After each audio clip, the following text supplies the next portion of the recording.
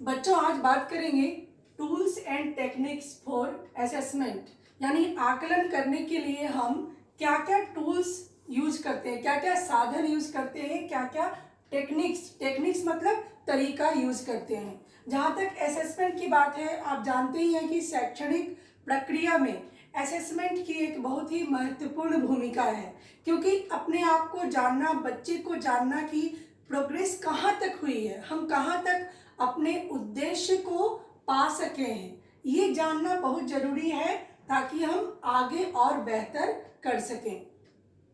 अब बात है कि असेसमेंट होना कैसे चाहिए, किस तरह का आकलन किया जाना चाहिए। तो ऐसा आकलन हो जो छात्रों के अनुकूल हो। जब हम असेसमेंट करते हैं, जब हम परीक्षा लेते हैं, तो बच्चों की प्रकृति, उनकी सुविधा, उनके योग्यता के अनुसार ही हम असेसमेंट करें। एक छोटे बच्चे को आप बहुत बड़ा बड़ा निबंध लिखने के लिए नहीं दे सकते। एक ऐसे बच्चे को जो लिख नहीं पा रहा है, जिसको कोई समस्या है हाथ में, हम उसको अगर लिखने बोलें और जिसे बोलने में समस्या है उसको कुछ मौखिक पूछें, तो दोनों ही बच्चा असफल हो जाएगा। तो आपको ये देखना है कि जो आपकी प्रक्रिया है असेसमेंट की, वो स्टूडेंट को सूट करे, स्टूडेंट को परेशान ना करे। उसके बाद है योजना के अनुसार। जाहिर है, आप जब असेसमेंट करेंगी तो आपके पास कुछ योजना होनी चाहिए, कुछ रणनीति होनी चाहिए। अचानक आप असेसमेंट लेंगी तो आपकी प्रक्रिया में बहुत सारी खामियां होंगी और ये बहुत ही सटीक भी नहीं होगा।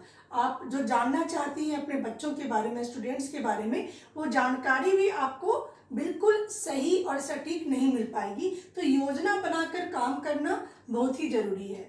उसके बाद उपलब्ध सामग्री। मान लीजिए आज मैं आप सबों से रिटेन एग्जाम लूंगी, तो रिटेन एग्जाम के लिए मुझे कलम की व्यवस्था करनी होगी, पेपर की, पेन की व्यवस्था करनी होगी, आप लोग को बिठाना होगा, कुछ घंटे का समय देना पड़ेगा। तो लिखित के लिए सामग्री होनी चाहिए। ठीक वैसे ही अगर मैं ऑडियो, अगर कुछ बोल कर चाहती हूँ, आप लोग का पढ़ने का जो तरीका है, जो पढ़ने की शैली है, पठन कौशल है, अगर हम उसका आकलन करना चाहें तो हम आपको बोलने के लिए बोलेंगे। आज जैसे अभी आप दूर हैं तो आपको ऑडियो बनाकर भेजने बोलेंगे कि आप कोई छोटा सा स्पीच तैयार कीजिए और ऑडियो बनाकर भेजिए। तो आपके पास उपलब्ध सामग्री होनी चाहिए जिसके द्वारा आप आकलन कर सकें बच्चों की उस योग्यता का जिसका आकलन करना आप चाहते हैं। उसके बाद ये उद्देश्य की जानकारी। पता तो हो कि हम जो करने जा रहे हैं उसका उद्देश्य क्या है। क्या उद्देश्य बच्चे को परेशान करना है? क्या उद्देश्य अभिभावक को परेशान करना है? बिल्कुल नहीं। हमारा उद्देश्य क्या है असेसमेंट का, ये जानकारी भी रखनी बहुत ही जरूरी है। तो ये 4 मुख्य बिंदु हैं जो हमें बताते हैं कि असेसमेंट क्यों और कैसे। उसके बाद हम बात करते हैं कि असेसमेंट विद्यार्थियों के लिए क्या है और टीचर के लिए क्या है।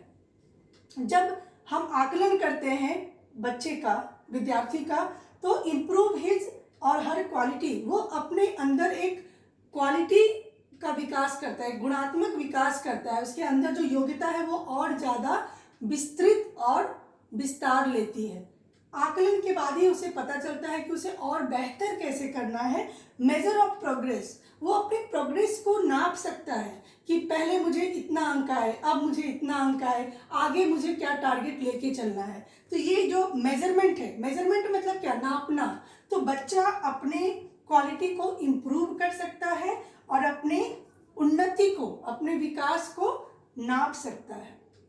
आकलन की प्रक्रिया के द्वारा सिर्फ बच्चे ही लाभान्वित नहीं होते, बल्कि फैकल्टी जो है, टीचर जो है, वो भी लाभान्वित होता है। कैसे? फीडबैक अबाउट इफेक्टिवनेस, वो भी तो जानता है कि वो जो पढ़ाया बच्चे को वो कितना प्रभावी था, कितना इफेक्टिव था। क्लासेस में उसने किसी बच्चे को कुछ पढ़ाया और उस चीज़ की परीक्षा ली गई, आकलन किया गया और बच्चों ने बहुत अच्छा रिजल्ट दिया। दैट मीन्स कि टीचर का वहाँ पर इफेक्टिवनेस काफ़ी अच्छा था।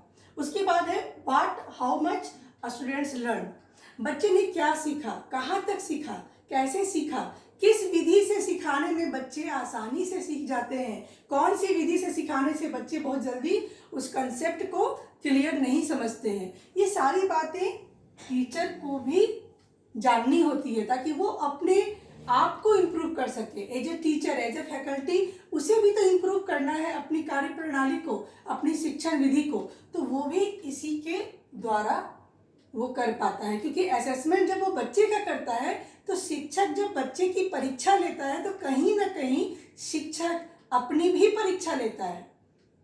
आपकी परीक्षा कहीं ना कहीं आपके टीचर की परीक्षा है, क्योंकि टीचर आपकी परीक्षा के बाद ही जान पाता है कि उसने जो पढ़ाया बच्चे उसको किस हद तक ग्रहण कर पाए, किस हद तक सीख पाए। तो आकलन सिर्फ बच्चे के लिए ही नहीं, सिर्फ शैक्षणिक व्यवस्था के लिए ही नहीं, बल्कि टीचर के लिए भी जरूरी है। यानी ये जो असेसमेंट है, टूल्स एंड टेक्निक्स जो है असेसमेंट का, वो शिक्षण वांग्मय का, शैक्षणिक वातावरण का एक अभिन्न अंग है, महत्वपूर्ण अंग है। उसके आधार पर ही हम अपने आप को जांच पाते हैं, आकलन कर पाते हैं, साथ ही हम वो चीज़ें तैयार कर पाते हैं कि हमें आगे कैसे बढ़ना है, आगे और कैसे प्रोग्रेस करना है। धन्यवाद।